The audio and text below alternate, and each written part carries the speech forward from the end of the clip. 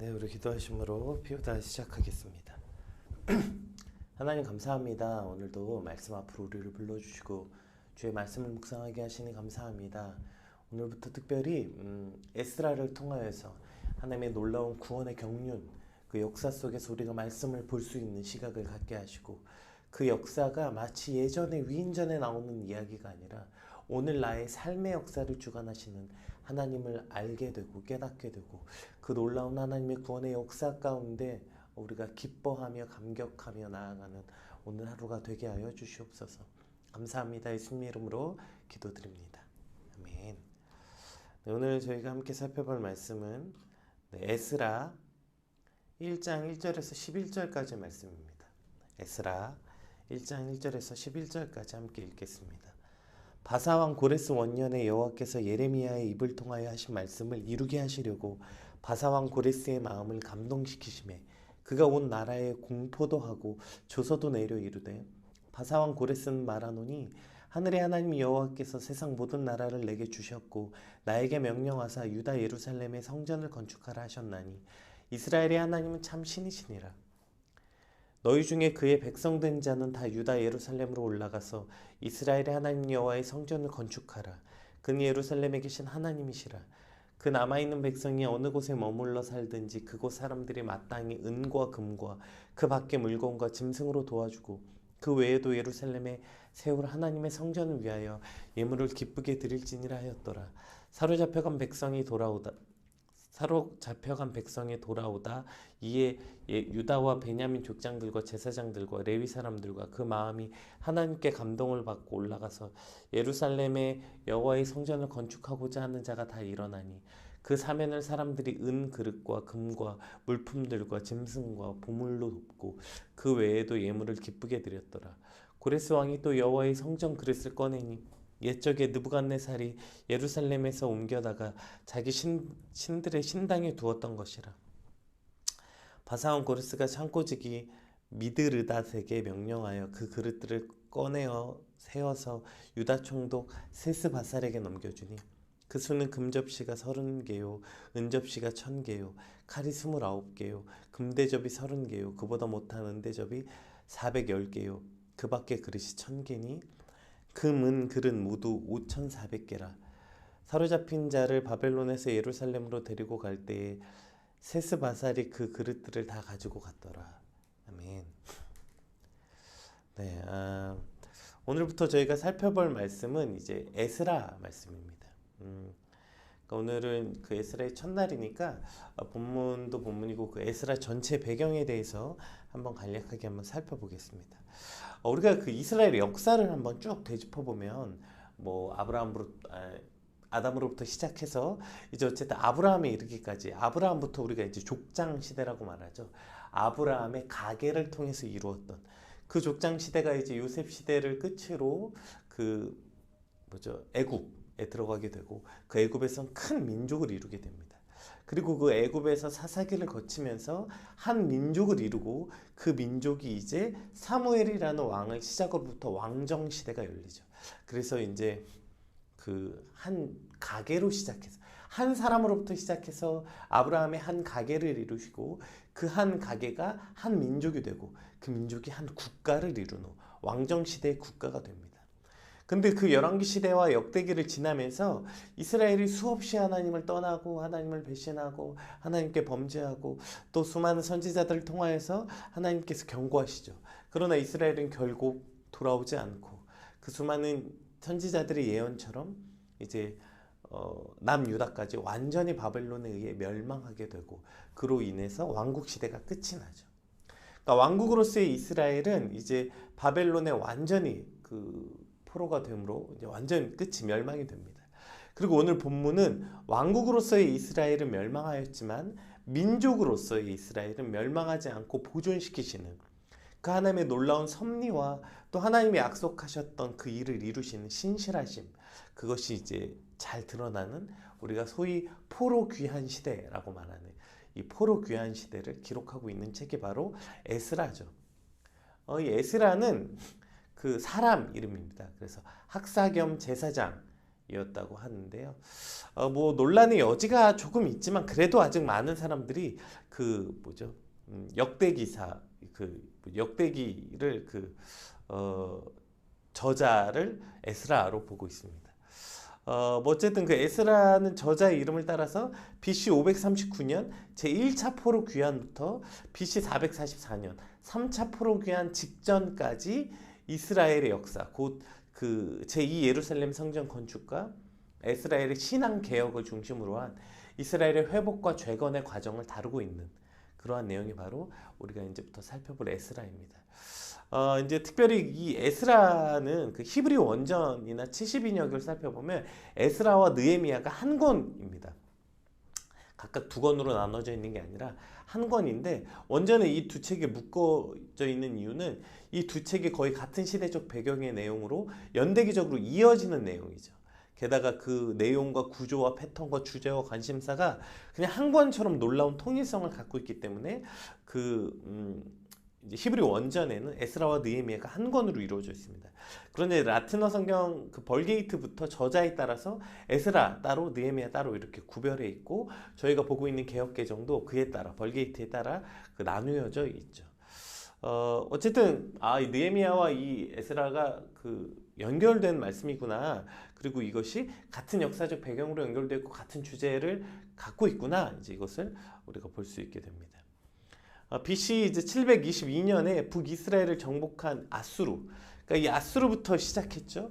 아수르가 북이스라엘을 이제 정복하고 나서 이제 그 아수르부터 식민 정책이 뭐였냐면 그들이 이제 이 식민지 백성들을 다른 지역으로 강제 이주시켜서 그 지역의 다른 민족과 혼합되게 함으로써 식민지 국가의 그 민족성과 존재 자체를 말살하는 것. 이것이 이제 아수르 제국의 식민지 정책이었어요. 그러니까 거기서 그 모든 그 식민지 사람들을 이주시켜 버리는 거죠.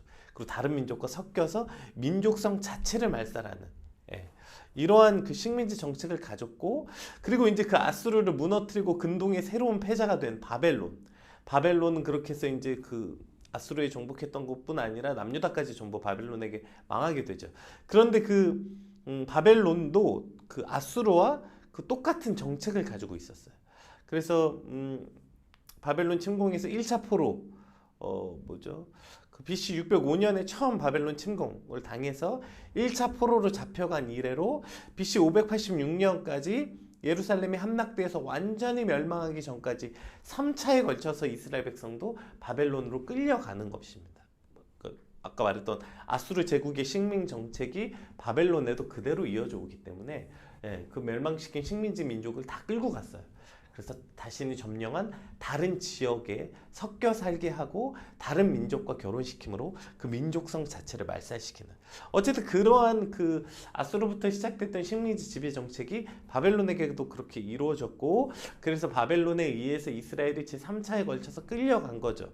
그런데 바벨론에 이어서 이제 근동의 새로운 패자로 이 바사, 오늘 본문에 등장하는 이 바사, 곧 페르시아 제국이 이제 등장하는데요. 이 페르시아의 식민 정책은 아수르나 바벨론과 완전히 달랐어요. 그 페르시아 제국은 식민 제국들에 대해서 강제 이주와 억압 정책 같은 것이 아니라 오히려 그들이 일정한 범위를 지정해주고 그 안에선 정치적으로 종교적으로 완전히 자유를 허용하는 관용 정책을 취하였어요. 그래서 페르시아 제국 내에서 거주하는 모든 식민지 백성들은 다시 본국으로 돌아갈 수 있도록 허용해주고, 또 게다가 그냥 허용하는 게 아니라 각 민족이 섬기는 신전들도 건립할 수 있게 해줌으로써 어쨌든 그들에게 자유를, 그래서 정복했지만 완전히 지배하고 다스리는 게 아니라 그들이 스스로 살아갈 수 있는 자유를 어느 정도 허락한, 그러니까 그동안 아수르와 바벨론의 식민 정책과는 완전 다른 그 식민 정책을 펼쳤던 거죠. 그래서 바벨론으로 포로로 잡혀갔던 이스라엘 자손이 바벨론 포로로 잡혀갔을 때와 마찬가지로 전 3차에 걸쳐서 이스라엘 땅으로 귀환하게 됩니다. 이걸 우리가 포로 귀환 시대라고 부르고요.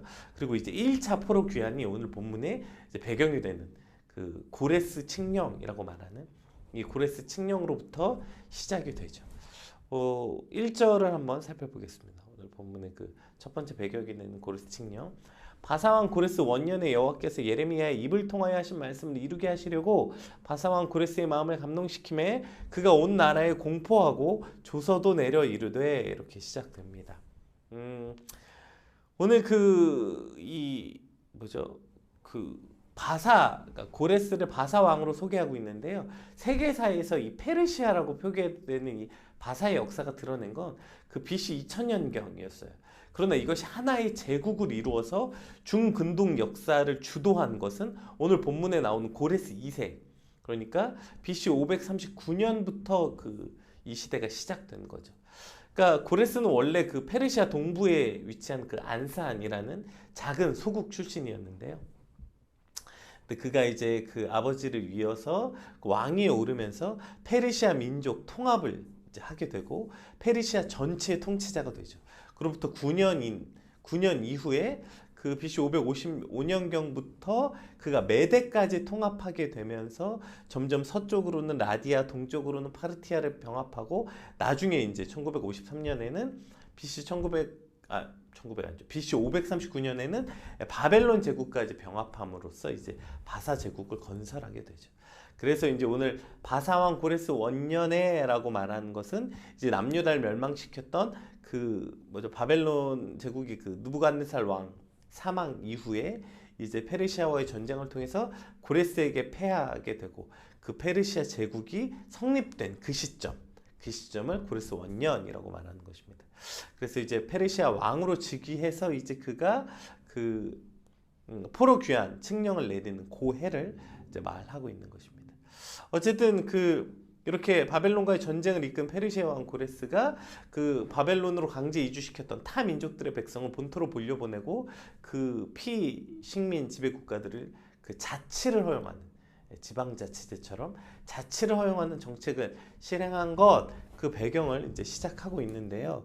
그런데 오늘 본문은 이러한 어떤 역사적 배경을 가지고 있는데 오늘 성경은 그 역사적 배경 안에서 특별한 관점 하나를 매우 집중적으로 그리고 강조해서 말씀하는 것을 볼 수 있게 돼요. 우리 1절 한번 다시 읽어볼까요? 바레스 왕 고레스 원년에가 언젠지 이제 제가 역사적으로 설명을 했다면 보세요. 성경은 뭐라고 말하냐면 여호와께서 예레미야의 입을 통하여 하신 말씀을 이루게 하시려고 바사 왕 고레스의 마음을 감동시킴에 그가 온 나라에 공포하고 조서도 내려 이르되 이렇게 시작하고 있어요. 그러니까 이 바사 왕 고레스, 그러니까 이게 고레스 원년에 이게 고레스가 자신의 어떤 정치적 신념과 통치 방법으로서 이스라엘을 보내준 것이 아니라 여호와께서 예레미야의 입을 통해서 하신 말씀, 예레미야를 통해서 하신 말씀, 우리가 예레미야를 계속 살펴봤잖아요. 모든 사람들이 괜찮다 할 때 예레미야는 그렇지 않다. 그래서 결국에 너희가 이렇게 될 것이다 그리고 예언했고 결국에 너희가 바벨론에 그렇게 해서 포로로 끌려가서 살게 될 것이지만 그러나 그것이 끝이 아니라 그 바벨론도 멸망하게 될 것이고 그리고 너희가 다시 이제 회복될 거다. 예루살렘 성전이 다시 회복될 것이다. 라고 그 예레미야를 통해 하셨던 하나님의 말씀. 그 말씀이 이루어지고 있다. 그 말씀을 이루었다는 관점에서 오늘 본문이 시작된다는 거예요. 그러니까 그냥 이게 고레스가 이제 새로운 바사 왕이 돼서 페르시아는 이제 그 전 사람들과 다른 정책을 썼다. 그래서 돌아가고 있다가 아니라 하나님이 예레미야를 통해 하셨던 그 말씀이 지금 성취되고 있다. 이렇게 1절에서 시작을 하고요. 우리 2절, 3절 한번 읽어볼게요. 그리고 이제 바사왕 고레스는 말하노니 하늘의 하나님 여호와께서 세상 모든 나라를 내게 주셨고 나에게 명령하사 유다 예루살렘 성전을 건축하라 하셨나니 이스라엘의 하나님은 참 신이시라. 너희 중에 그의 백성 된 자는 다 유다 예루살렘으로 올라가서 이스라엘 하나님 여호와의 성전을 건축하라. 그는 예루살렘에 계신 하나님이시라. 좀 얼핏 보면 마치 유다 왕이 하고 있는 말 같죠. 근데 사실 유다 왕도 사실은 하지 않았던 저런 고백을 지금 이방인의 왕이었던 고레스를 통해서 지금 이 모든 역사를 인도하고 계시는 분이 바로 하나님이시다라는 이 놀라운 고백을 하게 하는 것이죠. 자, 지금 에스라가 주고 있는 관점, 지금 이스라엘이 포로 귀환이 시작되고 예루살렘 성전이 건축되는 건 어떤 세계사적 관점과 역사적 관점에서 일어나는 게 아니라 하나님이 예레미야를 통해 하셨던 그 말씀이 이루어지고 있는 것이다. 1번. 그리고 하나님께서 고레스의 마음을 움직이셔서 지금 이 놀라운 그 이방인의 입술을 통해서 지금 이스라엘에게 그 이루어진 이 사건이 뭐 어찌저찌 시간이 지나서 이루어난 사건이 아니라 지금 하나님, 참신이신 하나님이 내게 명령하셔서 내가 이런 일을 하고 있다라는 놀라운 고백을 통해서 그 역사의 주관자가 누구이신지를 증명하고 계시는 것입니다.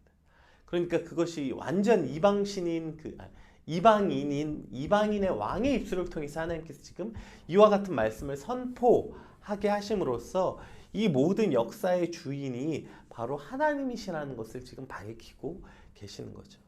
그러니까 에스라는 그 시작부터 이것을 명확하게 하고 있는 것입니다. 이 일은 어쩌다가 어찌저찌 하다 일어난 일이 아니라 시간이 지나서 시간이 흘러서 좋은 날이 온 게 아니라 이것은 하나님의 말씀이 그대로 이루어진 성취된 사건. 예레미야를 통해서 회복시키겠다고 하셨던 하나님의 그 신실하신 약속을 하나님이 지금 지키고 계시고 그 말씀이 이루어지고 있는 것이고 이것을 우리가 구원의 경륜, 그러니까 큰 하나님의 역사, 구속사적 관점에서 하나님의 이 모든 역사를 주관하고 계신다는 증명으로서 지금 이 말씀을 하고 계시다는 것입니다. 우리도 분명히 하나님을 창조주 하나님이라고 믿고 모든 세계가 하나님으로부터 말미암았고 하나님이 모든 역사의 주인공이라고 사실 주인이시라고 고백합니다. 그것을 고백하는 일은 그렇게 어려운 일은 아닌 것 같아요. 그런데 그것이 매우 현실성이 없이 마치 예전에 세종대왕이 한글을 창제했다. 그 정도의 어떤 옛날 옛적에 있었던 일, 역사의 한 사건 정도로 우리가 이 역사성에 대한 그 연속성이 없다는 것, 이것이 문제인 것 같아요. 맞아, 하나님이 천지창조를 하셨지, 이것이 과거에 있었던 어떤 일처럼 여겨진다는 것입니다. 하나님의 역사의 주관자시라는 건 과거의 역사를 주관하셨다는 뜻이 아니라 그분은 과거부터 그리고 지금 이 시간부터 그리고 영원까지 이후의 모든 역사의 주인이란 뜻이지 과거의 역사의 주인이라는 뜻이 아니라는 거죠. 그러니까 오늘 이 땅에 일어나고 있는 모든 이 역사의 주관도 어쩌다 우연히 세상에 말세라서 일어나고 있는 일이 아니라 하나님의 역사의 주관 가운데서 일어나고 있다는 것을 우리가 기억할 때 우리가 세상을 바라보는 관점, 오늘 우리가 이 모든 생활에서 일어나는 눈을 보는 관점이 다른 거죠. 어떻게 설명할 겁니까? 저 우크라이나의 사태, 저 말도 안 되는 유혈 사태, 뭐 세계 3차 대전이 일어난다, 뭐 이런 것부터 일어난 이 모든 일들을 그냥 저거 어떡하지? 역시 인간이 망해서 인간의 악함이 있어서, 물론 맞죠. 인간의 악함으로 인간의 욕심으로부터 모든 전쟁이 발생하는 건 맞지만 그러나 그 모든 역사의 주관이 하나님의 주관 아래 있다는 사실 또한 우리가 기억해야 되는 것입니다. 우리가 이것을 기억하지 않고 그저 인간에게서 일어난 일, 모든 동기와 동력이 인간에서 일어났다고 생각하기 때문에 하나님과 전혀 이것을 연관시키지 못하고 살아가는 거죠. 세대를, 너희가 왜 이 악한 세대를 분별하지 못하느냐 말씀하셨던 그 세대를 분별하지 못하는 것, 그것이 바로 하나님의 역사성을 우리가 인식하지 못하고 있는 것입니다. 그래서 우리가 너무 쉽게 뭐 망하려고 한다, 망하려고 한다, 특히 지금 뭐 정권 바뀌고 막 이양하는 과정 가운데 일어난 수많은 문제 앞에서 얼마나 많은 그 사람들이 한쪽에서는 나라가 망했다, 한쪽에서는 드디어 하나님이 일하신다, 이런 식의 어떤 인간의 자기의 마음을 통해서 일어나는 게 아니라 자기적 역사적 자기와 정치적 색깔이 같지 않던 그 모든 역사는 하나님이 이루고 계신 거예요. 누가 정권을 잡았던, 누가 대통령이 되었던 말았던, 지금 역사의 전쟁이 어디서부터 일어났고 모든 일이 있고 어쩌고 저쩌고 하는 그 모든 역사의 주관이 하나님께 있다는 사실을 우리가 기억하고 바라볼 때 내 지극히 개인적인 입장에서 세상을 판단하고 시대를 분별하는 것이 아니라 하나님의 모든 이 놀라운 구원의 역사성, 역사의 연속성 속에서 우리가 이 시대를 분별하고 바라볼 수 있어야 하고요. 더 나아가면 그것이 곧 히스토리, 역사가 히스토리 아니에요. 그런데 그것이 마이 스토리가 되는 거죠. 나의 히스토리 역시, 나의 삶 역시 그 모든 역사에 주관하시는 그분께서 오늘 저와 여러분의 역사, 저와 여러분의 과거, 현재, 미래, 그 모든 우리의 역사의 주관자이시라는 사실까지 나아갈 수 있게 돼야 되는 것이죠. 그냥 일어난 일이 어디 있습니까? 여러분, 우연히 일어난 일이 어디 있어요? 그냥 어찌저찌 하다 보니까 그 자리에 있다고요? 여러분, 어찌저찌 해서 그 자리에 있는 사람이 어디 있습니까? 그 모든 것이 하나님의 놀라운 이 역사성, 하나님의 구원의 역사의 주관하심 아래에, 그 주관하심 아래에 오늘 우리의 과거와 지금 오늘 우리가 있는 이 곳과 앞으로 있을 곳도 하나님에게 구원의 역사성 가운데 있다는 사실, 그 역사의 주관 아래 우리가 있다는 사실을 기억하게 될 때, 그렇게 너무 쉽게 지금 일어난 일이 좋다고 해서 우리가 뭐 들뜨고 기뻐하고 좀 교만하고 자만할 수도 없으며, 혹 우리가 있는 자리가 고난이고 고통 가운데 있다고 해서 절망하고 끝났다고 말할 수도 없는 것, 그 모든 것이, 그 모든 주체가 내가 아니라 하나님, 히스토리이기 때문입니다. 우리가 그렇게 바라볼 때 오늘 우리가 있는 이 자리가 어떤 자리인지 너무 두려워 떨고 숨을 필요도 없고, 또 교만에 차서 하나님 없이 내가 주인공인 것처럼 살지도 않게 될 수 있는 것, 그것이 바로 역사의 주관자가 누구신지를 우리가 기억하게 될 때 이런 일들을 우리가 기억할 수 있게 된다는 사실입니다. 우리 4절부터 이후에 이제 더 놀라운 사건들이 일어납니다. 자, 그렇게 고레스의 왕의 마음을 움직이셔서 포로를 귀환하고 심지어 예루살렘 성전을 건축하라고 이방인의 왕의 입을 통해서 말씀하신 것도 놀라운데, 보세요. 4절, 그 남아있는 백성이 어느 곳에 머물러 살든지 그곳 사람들이 마땅히 은과 금과 그 밖의 물건과 짐승으로 도와주고, 그 외에도 예루살렘에 세울 하나님의 성전을 위하여 예물을 기쁘게 드릴지니라 하였더라. 사로잡혀간 백성들이 돌아오다 이에 유다와 베냐민 족장들과 제사장들과 레위 사람들과 그 마음이 하나님께 감동받고 올라가서 예루살렘에서 여호와의 성전을 건축하고자 한 자가 다 일어나니 그 사면 사람들이 은그릇과 금과 물품들과 짐승과 보물로 돕고 그 외에도 예물을 기쁘게 드렸더라. 자, 보세요. 그냥 그 땅으로 돌아가게 해줘, 자유를 준 것만으로도 놀라운데, 그냥 준 게 아니라 그들에게 마치 그 출애굽 당시가 떠오르지 않으십니까? 출애굽하면서 그 애굽 사람들로부터 많은 그 보물을 받아서 그들이 갖고 왔고 그걸로 성막을 만들잖아요. 그것처럼 지금 고레스가 그 원래 살던 사람들에게 너희가 그들이 가면 땅을 내어주는 건 물론이거니와 그들에게 이 예물을 주라는 거예요. 예물을 기쁨으로 주래요. 게다가 고레스 왕이 또 여호와의 성전 그릇을 꺼내니 옛적에 느부갓네살이 예루살렘에 옮겨다가, 바벨론 그 느부갓네살 잘 알죠? 그래서 성전 기물 갖다가 먹고 마시고 했던 그 예루살렘에 옮겨다가 자기 신들의 신당에 두었던 것이라, 바사왕 고레스가 창고지기 미드르닷에게 명령하여 그 그릇들을 꺼내어 세워 유다 총독 세스바셀에게 넘겨주니 그 수는 금 접시가 30개요 은 접시가 1000개요 칼이 29개요 금대접이 30개요 그보다 못한 은대접이 410개요 그 밖에 그릇은 1000개니 금, 은 그릇이 모두 5400개라. 사로잡힌 자를 바벨론에서 예루살렘으로 들어갈 때에 세스바셀이 그 그릇을 다 가지고 갔더라. 자, 여기서 이제 세스바셀이 누군지에 대해서는 조금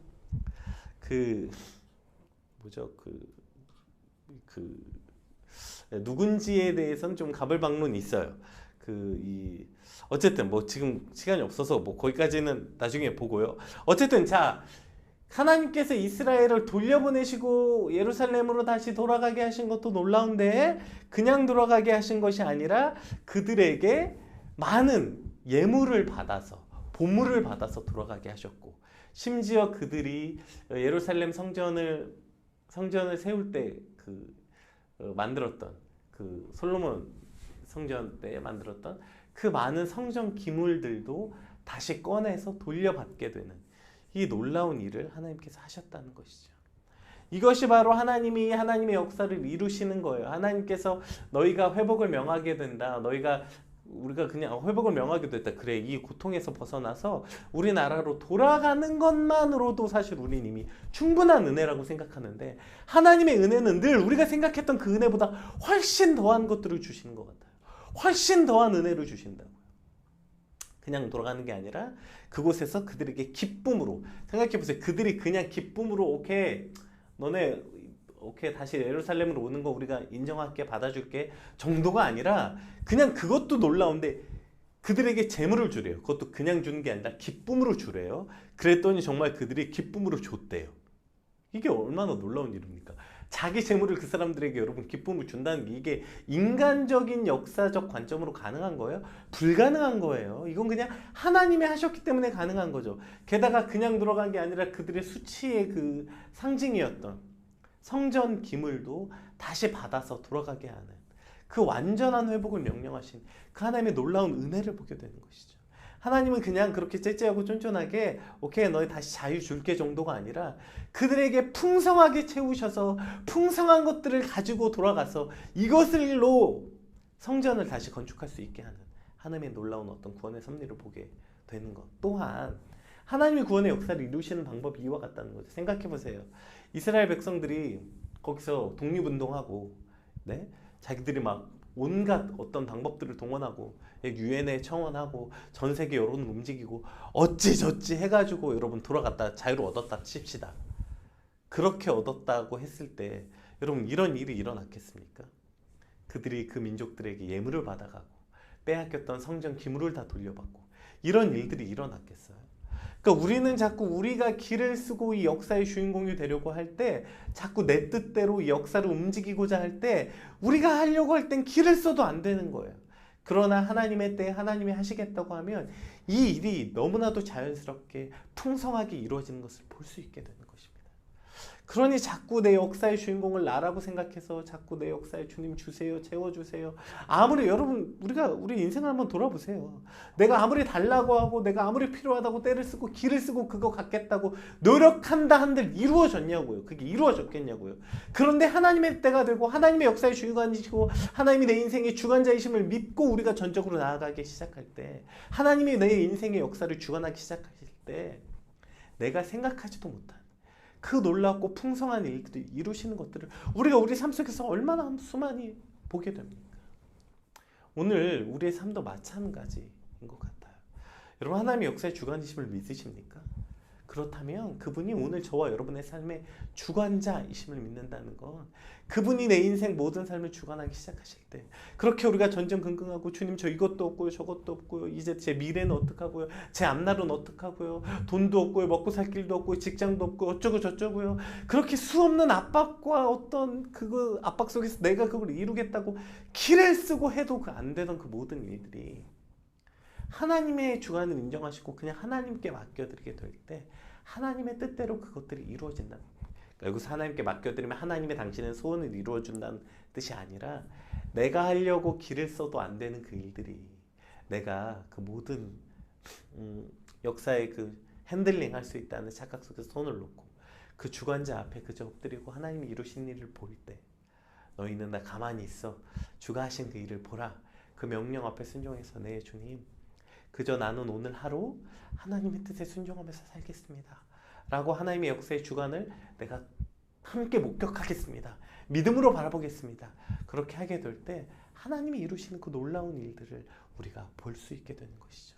오늘 이 일은 비단 에스라를 통해서 이스라엘에게만 이루어진 일이 아니라 오늘 저와 여러분의 역사 가운데서도 저와 여러분의 삶의 역사에서도 하나님께서 하나님의 때에 하나님의 말씀의 약속의 성취를 이루시겠다고 할 때 이러한 놀라운 풍성한 은혜와 풍성한 회복들, 완전한 회복이 이루어지게 될 줄 믿습니다. 따라서 오늘 주님 내 삶에 이 역사의 주관자이신 하나님을 바라봅니다.